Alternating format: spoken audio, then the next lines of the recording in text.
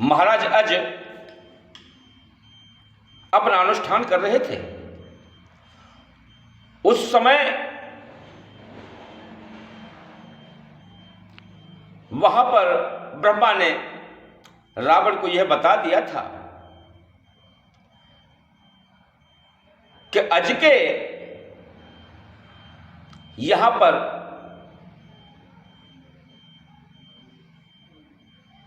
एक संतान पैदा होगी जिसके द्वारा तुम्हारा वध होगा। और उन्होंने कहा कि जाकर के रावण ने, अब मैं जाकर के उस अज को मार ही क्यों ना दूं।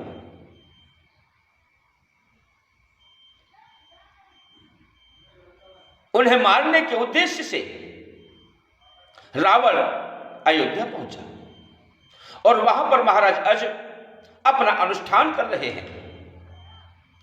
उन्होंने जैसे ही विनयोग का जल लिया तो विनयोग का जल कैसे छोड़ा जाता है प्रिय बंधुओं, ऐसे आगे के लिए जब विनयोग का जल आगे छोड़ा जाता है और महाराज अज ने जैसे ही अपने कर में जल लिया और उन्होंने ऐसे पीछे को फेंक दिया।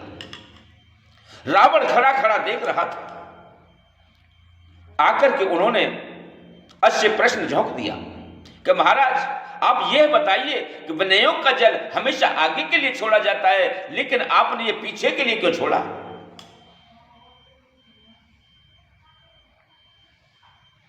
अज ने कहा, अरे भाई, मैं अपनी साधना में व्यस्त हूं और मैंने देखा कि एक योजन दूरी पर एक गाय चल रही है और उस गाय को मारने के लिए एक शेर आ रहा है।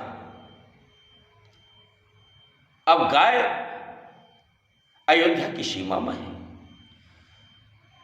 रक्षा करने का हमारा धर्म है। हमने वो उस जल को अभिमंत्रित करके वो ऐसे छोड़ दिया, वो बाण बन करके, और वहां जाकर के शेर को उन बाणों से मार दिया गया। रावण बोला, अरे महाराज क्यों उल्लू बनाते हो, कहीं जल से बाण बनते हैं और कहीं शेर मरते हैं। जाकर के देख लो भाई, यहां से एक योजन दूर पर है। रावण जैसे ही गया उसने देखा कि गाय चर रही है बड़ी प्रेम पूर्वक, और एक सिंह वहां से कुछ दूरी पर एक मृतक समान पड़ा है। उसके शरीर में तमाम बाण बिधे हुए हैं, तीर घुसे हुए हैं, ब्लड निकल रहा है, रक्त धाराएं उसके शरीर से बह रही है, ताजा मरा हुआ है। अब तो रावण ने ऐसे देखा कि अरे, जब इसके जल में इतना प्रवाह है, एक योजन दूर पर जाकर के एक जल से इतने बाण बन करके अगर शेर को मार सकते हैं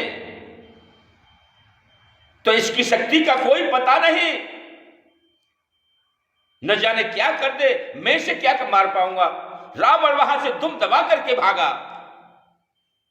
अपने प्राण रक्षा करके कि कहीं ये पता ना चल जाए कि मैं इनकी मृत्यु के लिए आया था, तो कहीं मेरा वध ना हो जाए।